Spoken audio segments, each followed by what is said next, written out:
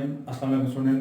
Chapter number 4 lecture number 6 के साथ आज हम अपना अगला लेक्चर स्टार्ट करेंगे। तो शुरू करते हैं। सबसे पहले हम बात करते हैं कि जो हमारा टॉपिक है कि जो सेल होता है, सेल के अंदर जो मॉलिक्यूल्स होते हैं वो कैसे आते और जाते हैं, यानी किस मेथड के ज़रिए मॉलिक्यूल सेल के अंदर जाते हैं और बाहर भी आते हैं। यानी ये जो भी लिविंग ऑर्गेनिज्म है वो सारा जो है उनका जिस्म सेल से मिलकर बना होता है। अब जाहिर बात है जब सेल काम कर रहे हैं इसका मतलब उनके अंदर मटेरियल की का गुजर हो रहा है। तो मटेरियल का जब गुजर होता है तो हम जब देखते हैं सेल को, ये सेल है और ये सेल का न्यूक्लियस है, तो मटेरियल ने अगर सेल के अंदर जाना है या सेल के बाहर आना है तो दरमियान में जो रास्ता है वो है सेल मेम्ब्रेन का। और इस वजह से कि सेल मेम्ब्रेन जो है वो कुछ मॉलिक्यूल को गुजरने देती है, कुछ मॉलिक्यूल को नहीं गुजरने देती। ये तारीफ मैं आपको बता चुका हूं पहले। तो इसी कवरेज की बिना पर हम सेल मेम्ब्रेन को सेमी परमीएबल मेम्ब्रेन भी कहते थे। क्या कहते थे? सेमी परमीएबल मेम्ब्रेन भी कहते थे। इस वजह से कहते थे क्योंकि चंद मॉलिक्यूल को गुजरने देती है, चंद को नहीं गुजरने देती। अब पढ़ना ये है कि मॉलिक्यूल्स कैसे किस तरीके से सेल के अंदर आते भी हैं और सेल के अंदर जाते भी हैं। तो सबसे पहले जो बात की गई वो डिफ्यूजन की गई।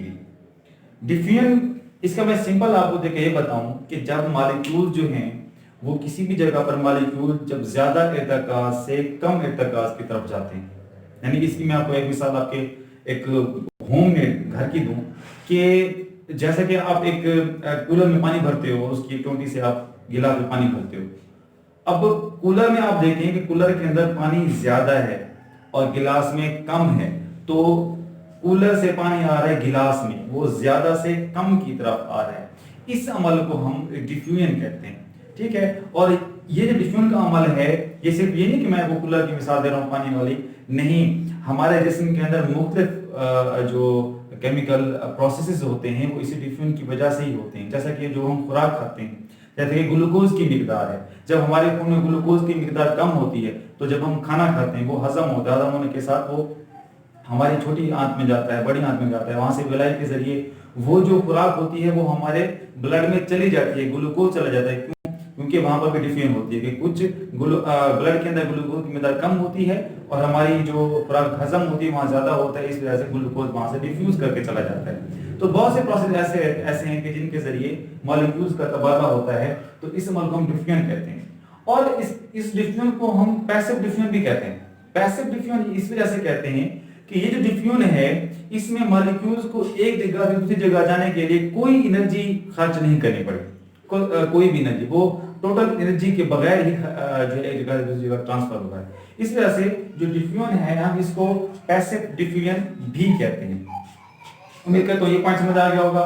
उसके बाद हम बात करते हैं फैसिलिटेटेड डिफ्यूजन की। ये वर्ड जो फैसिलिटेटेड है, ये सारे वैसे वर्ड जो हैं वो सारे हैं इंग्लिश के, क्योंकि हम उर्दू में पढ़ रहे हैं तो इसलिए उनको उर्दू वर्ड्स में तब्दील किया गया है। तो फैसिलिटेटेड डिफ्यूजन जो है ये दरअसल वर्ड फैसिलिटेटेड इंग्लिश का वर्ड है जिसका मतलब है सहूलत देना, सहूलतकार, ठीक है। फैसिलिटेटेड डिफ्यूजन कि ऐसी डिफ्यूजन कि जिसमें कोई चीज किसी मॉलिक्यूल को गुजरने में मदद दे, सहूलत दे, तो इस किस्म की डिफ्यूजन को हम फैसिलिटेटेड डिफ्यूजन कहते हैं। तो स्टूडेंट जो हमारी सेल मेम्ब्रेन होती है उसमें अगर आपको याद हो, मैंने आपको फ्लूइड में एक मॉडल पढ़ाया था, उसमें बताया था कि जो सेल मेम्ब्रेन का जो स्ट्रक्चर है उसमें एक प्रोटीन चैनल्स भी होते हैं, ठीक है। वो जो प्रोटीन चैनल होते हैं दरअसल ये मदद करते हैं कुछ मॉलिक्यूल को उससे गुजरने के लिए। तो वो जो प्रोटीन चैनल होते हैं उन्हें कहते हैं ट्रांसपोर्ट प्रोटीन। ये क्या करते हैं? कुछ मॉलिक्यूल्स को अपने अंदर से गुजरने देते हैं। तो ये फैसिलिटेट कर रहे हैं, एक दूसरे मॉलिक्यूल को अपने अंदर से गुजरने दे रहे हैं। इस वजह से हम कहते हैं कि इस तरह के डिफ्यूजन के जिसमें किसी मॉलिक्यूल को गुजरने के लिए फैसिलिटेट किया जाए, हेल्प की जाए, तो इस तरह के डिफ्यूजन को हम क्या कहेंगे? फैसिलिटेटेड डिफ्यूजन कहेंगे। उसके बाद अगला जो तरीका है जिससे जरिए मॉलिक्यूल मुंतकिल होते हैं सेल के अंदर वो है ऑस्मोसिस। ये बड़ी अहम तारीफ है। ऑस्मोसिस की तारीफ ये होगी कि इसमें आप एक चीज याद रखना कि इसमें लाजमी नहीं है कि हम कहते हैं फैसिलिटेटेड में उसमें तो ठीक है उसमें मेम्ब्रेन का इस्तेमाल हुआ, लेकिन यहाँ पर डिफ्यूजन में मेम्ब्रेन का इस्तेमाल कभी कहाँ किसी जगह पे नहीं भी हो सकता, किसी जगह पे हो भी सकता है। लेकिन ऑस्मोसिस में शर्त है कि मॉलिक्यूल्स गुजरेंगे तो सिर्फ और सिर्फ सेमी परमेबल मेम्ब्रेन से ही, यानी सेल मेम्ब्रेन से या सेमी परमेबल मेम्ब्रेन से। वो कहते हैं मॉलिक्यूल्स का या पानी का सेमी परमेबल मेम्ब्रेन से कम इर्तिकाज वाले सॉल्यूशन से ज्यादा इर्तिकाज वाले सॉल्यूशन की तरफ जाना ऑस्मोसिस कहलाता है। ऑस्मोसिस क्या कि सेल पानी का सेमी परमेबल मेम्ब्रेन से गुजरकर कम इर्तिकाज वाले सॉल्यूशन से गुजरकर ज्यादा इर्तिकाज सॉल्यूशन की तरफ जाना ऑस्मोसिस कहलाता है। यानी इसमें आपको इसकी जो टाइप्स हैं उसमें मैं आपको बताऊंगा कि ऑस्मोसिस में असल में क्या उसकी डेफिनेशन बताई जा रही है, तो इसके आगे एग्जांपल में आपको ये बात समझ आ जाएगी। तो ऑस्मोसिस को हम समझते हैं टॉनिसिटी के जरिए। टॉनिसिटी क्या है कि हमारे पास दो सॉल्यूशन हो, उनके अंदर हम सोल्यूट्स की जो है मिकदार का मुवाजना करें। जब हम सोल्यूट्स की मिकदार का मुवाजना करेंगे तो फिर हम ऑस्मोसिस के जो मेन कंसेप्ट है उसको समझेंगे। अब आपको मेन चीज दो चीजों का आपको पता होना चाहिए। एक ये कि सॉल्यूशन क्या है, सॉल्यूशन के बाद सॉल्वेंट क्या है और सोल्यूट क्या है। ठीक है, ये तीन चीजें, सॉल्यूशन क्या है, सॉल्वेंट क्या है और सोल्यूट क्या है, ये तीन चीजें ये हमें पहले पता होनी चाहिए। उसके बाद फिर आपको ये जो ऑस्मोसिस की तीन टाइप्स हैं जैसा कि हाइपोटोनिक, हाइपो और एसो, ये आपको समझ आ जाएगा। अभी मैं आपको ये तीन चीजें बता दूं। सॉल्यूशन क्या है, सॉल्यूशन दरअसल मिक्सर होता है सोल्यूट और सॉल्वेंट का। यानी आप एक शरबत बनाते हो, उसके अंदर पानी डालते हो, चीनी डालते हो, ठीक है, तो पानी और चीनी जब मिक्स हो जाते हैं तो वो जो हमें चीज बनी, जो चीज हमें मिली, वो हमारा सॉल्यूशन कहलाएगा। और सॉल्यूशन के अंदर जो चीज कम मिकदार में है वो हमारा सोल्यूट है और जो ज्यादा मिकदार में वो हमारा सॉल्वेंट है। यानी जो चीज अगर मैं सॉल्वेंट की तारीफ करूं तो जो चीज सोल्यूट को अपने अंदर हल कर ले वो क्या है, सॉल्वेंट। और सॉल्वेंट वो चीज जो सोल्यूट में हल हो उसे हम सॉल्वेंट कहते हैं। ठीक है, बात को समझें कि मैं कहता हूं कि सोल्यूट जो है वो चीनी है या नमक है और सॉल्वेंट जो है वो पानी है। ठीक है, अब इन दोनों के मिक्सचर से सॉल्यूशन बनता है। अब अगर चीनी हल होती है पानी में तो हम कहेंगे कि चीनी जो है वो सोल्यूट है, और पानी जो है वो चीनी को हल करता है तो हम कहेंगे पानी जो है वो सॉल्वेंट है। तो ये जो है इन टर्म्स को आपने याद करना है, ध्यान करना है। अगर आप इनको याद करोगे फिर आपको ये ज्यादा समझ आएगा, जबरदस्त नहीं आएगा। अब जब हम टॉनिसिटी का मुताला करते हैं, समझते हैं कि दो सॉल्यूशन के मुतनासिब मिकदार को समझने से हमें ऑस्मोसिस का पता चलेगा, तो हम तीन तरह की एनवायरनमेंट लेते हैं। एक लेते हैं एनवायरनमेंट हाइपरटोनिक, एक लेते हैं हाइपोटोनिक और एक एनवायरनमेंट लेते हैं एसोटोनिक। अब जो हाइपरटोनिक है, हाइपरटोनिक के अंदर सोल्यूट की मिकदार ज्यादा होगी और सॉल्वेंट की मिकदार कम होगी। ठीक है, यानी इसके अंदर जो हाइपर है इसके अंदर चीनी या नमक की मिकदार ज्यादा होगी और पानी की मिकदार कम होगी। हाइपोटोनिक जो सॉल्यूशन है इसके अंदर जो पानी की मिकदार वो ज्यादा होगी और जो सोल्यूट है उसकी मिकदार कम होगी, और जो एसिटोनिक है इसके अंदर ये बराबर होगी, दोनों की मिकदार। अब इन तीनों माहौल के अंदर हम सेल को रखते हैं और हम जांचने की कोशिश करते हैं कि इन तीनों माहौल में जब सेल होता है तो उसके ऊपर क्या असरात पड़ते हैं, तो उसको आज इसमें हम डिस्कस करेंगे। अब देखिए, ये हमारे पास एक बीकर है और इस बीकर के अंदर हमने क्या रख दिया, एक सेल को रख दिया। जब सेल को हमने रखा तो इस सेल के और बीकर के अंदर हमने हाइपरटोनिक माहौल दे दिया। यानी बीकर, अभी हमने इसके अंदर सेल को नहीं रखा, बीकर के अंदर हमने पानी भी डाल दिया और नमक की मिकदार ज्यादा डाल दी। अब ये वाला जो सॉल्यूशन हो गया वो हाइपर हो गया।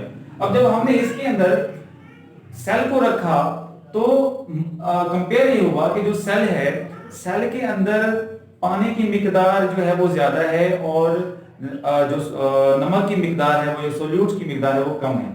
नतीजे में जब सेल इस माहौल में गया, हाइपर में गया, तो सेल से पानी बाहर निकलकर किधर आ गया, जो हाइपोटोनिक माहौल था वहां आ गया। क्यों? क्योंकि सेल के अंदर पानी की मिकदार ज्यादा थी और सेल के बाहर कम थी। नतीजे में पानी कम से ज्यादा की तरफ चला आया और सेल जो है वो श्रिंकेज हो गया, सुकड़ गया। ठीक है, तो अगर हाइपोटोनिक सेल को हाइपोटोनिक अगर हम माहौल देंगे तो जो सेल होगा वो क्या करेगा, अपना पानी हाइपोटोनिक माहौल की तरफ रिलीज कर देगा। अच्छा, तो यहां पर हाइपोटोनिक में सेल सुकड़ जाता है। अगर हम बात करें हाइपोटोनिक की, हाइपोटोनिक में क्या होता है कि हमने बीकर के अंदर जो सॉल्यूशन बनाया उसके अंदर पानी की मिकदार ज्यादा थी, यानी सॉल्वेंट की मिकदार ज्यादा थी और सोल्यूट की मिकदार कम थी। फिर हमने उसके अंदर सेल को रखा। सेल को रखने से हमें ये पता चला कि जो सेल है उसके अंदर पानी की मिकदार जो है वो कम है और बाहर ज्यादा है। नतीजे में पानी जो था वो बीकर से गुजरकर सेल के अंदर जाने लगा। फिर क्या हुआ, क्योंकि ये एनिमल सेल है, एनिमल सेल के अंदर जो है वो सेल वाल मौजूद नहीं होती, तो पानी अंदर जाता गया, नतीजे में जो एनिमल सेल था वो फट गया। लेकिन ये बात याद रखिएगा स्टूडेंट कि जो प्लांट सेल होता है, प्लांट सेल के गेट सेल वाल होती है और वो सख्त होती है, तो वो जो प्लांट सेल होता है वो टर्जेड हो जाता है, तन जाता है, सख्त हो जाता है, और इस वजह से तो प्लांट बिल्कुल सीधे ठहर रहते हैं, वो विल्ट नहीं होते, मुरझाते नहीं है या झुक नहीं जाते, वो इसी टर्जिडिटी की वजह से। तो हाइपोटोनिक माहौल में अगर सेल होगा तो उसके ऊपर ये असर पड़ेंगे। फिर आता है आइसोटोनिक। आइसो में क्या होता है कि आइसो में दोनों की मिकदार यानी सोल्यूट और सॉल्वेंट की मिकदार बराबर होती है, लिहाजा सेल के ऊपर कोई असर नहीं पड़ता, जितना पानी बाहर जाता है उतना पानी अंदर जाता है, नमकीन का तो मतलब बराबर के हिसाब से होता रहता है। तो ये जो माहौल हमने पढ़े हैं ये सेल के, दरअसल ये जानना चाह रहे थे कि सेल अगर इस तरह के माहौल में रहेगा तो उसके ऊपर क्या असरात पड़ेंगे। तो देखें जब ये तबादला हुआ नमकियात का या सॉल्वेंट का, इस पानी और नमकीन आते जाते रहे, तो यही तो दरअसल ऑस्मोसिस है कि एक मेम्ब्रेन के जरिए दो जगहों का आपस में क्या हुआ, तबादला हुआ, दो जगहों के दरमियान केमिकल तबादला हुआ, यही तो ऑस्मोसिस है। अब इनके ऊपर इनका जानदारों पर क्या असर है, इनका जानदारों के असरात ये है, आपने देखा होगा कि समुद्री पानी जो होता है बिल्कुल टोटल नमकीन पानी होता है, उसके अंदर नमकीन ज्यादा होते हैं। तो फिर वो साइंटिस्ट पढ़ते हैं कि जी अब क्योंकि हमारे जिसम सेल से बनने वाले समुद्री पानी में जो जानदार रहते हैं तो उनके सेल पर क्या असर पड़ता है जब वो नमकीन वाले पानी में रहते हैं, तो साइंटिस्ट उसको स्टडी करते हैं। उसके बाद फिर जो ताज़ा पानी होता है, जो कि ये नदी नाले दरिया होते हैं, इनके अंदर नमकीन नहीं होते, तो इनके अंदर भी जानदार पाए जाते हैं। तो देखते हैं कि ये जो हाइपोटोनिक वाला पानी है इसके अंदर जो है वो जानदार रहते हैं, तो उनके ऊपर क्या असर पड़ता है, तो ये असर भी इस तरीके से स्टडी किए जाते हैं। तो ये उम्मीद करता हूँ आपको ऑस्मोसिस वाला कांसेप्ट समझ आया होगा। अगला जो हमारा ट्रांसपोर्ट या मॉलिक्यूल्स के गुजरने का तरीका है वो है फिल्ट्रेशन। फिल्ट्रेशन में आपको सिंपल सी बात मैं यूं बताऊं कि आपने घर में अक्सर मेरे ख्याल में वो आपने देखा होगा चाय बनती हुई, तो हम जब चाय बना लेते हैं उसके बाद हम चाय बनाने के बाद जब हम चाय को छानते हैं तो जो छानी होते हैं उसके ऊपर ऐसे मारते हैं तो चाय नीचे गिरना शुरू हो जाती है, ठीक है ना।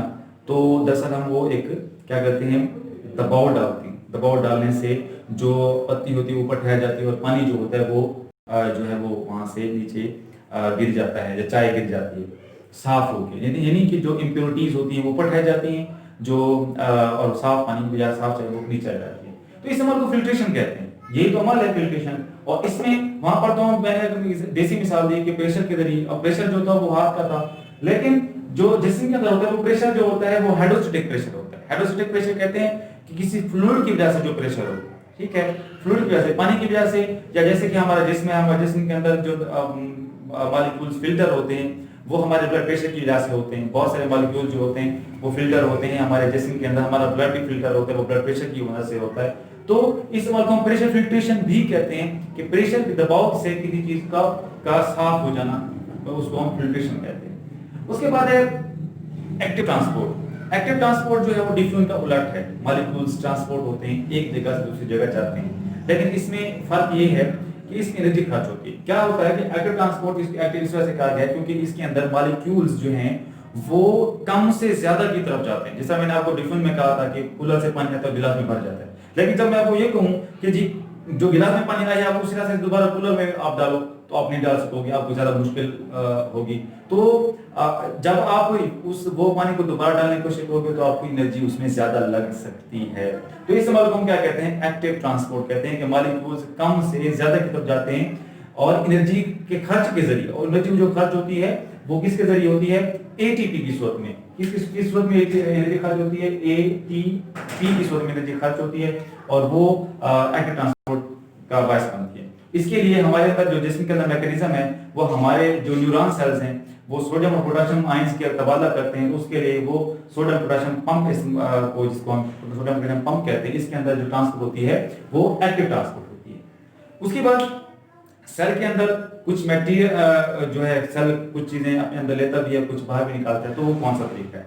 एक तो वो तरीके पढ़े सारे, लेकिन एक दो चीजें एक और भी हैं जिनको हम कहते हैं एंडोसाइटोसिस और एक्सोसाइटोसिस। एंडोसाइटोसिस की अगर हम बात करें तो वो कहते हैं कि जब कोई मटेरियल सेल के अंदर दाखिल होता है तो इस अमल को हम एंडोसाइटोसिस कहते हैं। अब वो मटेरियल लिक्विड की सूरत में भी हो सकता है और वो मटेरियल सॉलिड की सूरत में भी होता है, ठोस में। तो जब सेल के अंदर लिक्विड मटेरियल मुंतकिल होता है, ठीक है, पानी की सूरत में, फ्लूइड की सूरत में, तो इस अमल को हम कहते हैं पाइनोसाइटोसिस। और जब सेल कोई ठोस मटेरियल अपने अंदर लेके जाते हैं उसको हम कहते हैं फैगोसाइटोसिस। अब इसको मैं अपने स्टूडेंट को याद कराने के लिए इस टर्म के मैं एक बार कहता हूं कि जैसे पैनो है, पैनो से आप मतलब ले लें पीना। अब जाहिर बात है, आप जब आप पानी पीते हो तो आप पीना कहते हो, और जब कोई ठोस चीज लेते हो मुंह में तो आप उसको खाना कहते हो। अब ऐसा तो नहीं है कि आप कहते हो कि हाँ मैं पानी खा रहा हूं, नहीं, ऐसा कभी नहीं कह सकते। तो जब यहाँ पे आप पीनो में आप पीनो आ जाएगा, पाइनो आ जाएगा, तो आप समझ आना कि पीना, पीना मतलब सेल लिक्विड मटेरियल अपने अंदर लेके जा रहा है। और फैगो में आप समझ आइएगा कि जब सेल कोई चीज ठोस मटेरियल अपने अंदर लेके जाता है तो वो फैगोसाइटोसिस होगा। जब आपको एक याद हो जाएगा दूसरा खुद ब खुद आपको याद हो जाएगा। वैसे ये आसान टर्म है। ये देखें, ये मटेरियल जो है वो सेल के अंदर दाखिल हो रहा है, ठीक है। अब ये सेल मेम्ब्रेन से टकराएगा, सेल मेम्ब्रेन से टकराने के बाद ये मटेरियल अंदर दाखिल होगा और सेल मेम्ब्रेन जो होगी इसके ऊपर, उस मटेरियल के ऊपर चढ़ जाएगी और इसको ये अब क्या बन गया है? वैक्यूम। क्या बन गया स्टूडेंट? वैक्यूम। ये जो अमल हुआ है अभी, इसको हम कहते हैं एंडोसाइटोसिस। एक्सोसाइटोसिस किसे कहते हैं? एक्सोसाइटोसिस में ये होता है कि मटेरियल सेल के बाहर जाता है, सेल के जो फास्ट मदद, अब ये मटेरियल आया, ये यूज हुआ, अब ये जो इसके फास्ट मदद जो इस्तेमाल नहीं हुआ उसको अब सेल से बाहर निकालना है। जब ये मटेरियल सेल अपने आप सेल से बाहर निकालेगा, इसको हम कहते हैं एक्सोसाइटोसिस।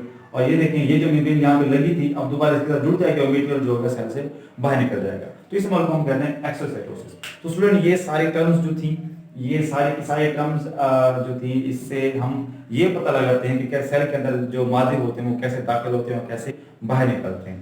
तो जो स्मार्ट सिलेबस है गवर्नमेंट की तरफ से, उसमें यही टॉपिक्स दिए गए हैं। तो यहाँ तक ये चैप्टर आपका एंड हो गया। चैप्टर नंबर 4 इंशाल्लाह अगला लेक्चर जो होगा वो हमारा चैप्टर नंबर 5 होगा। उम्मीद करता हूँ आपको ये पूरा टॉपिक समझ आया होगा। कोई कंफ्यूजन हो तो आप मुझसे कॉन्टेक्ट कर सकते हैं, कमेंट में आप क्वेश्चन पूछ सकते हैं। शुक्रिया, अल्लाह हाफिज़।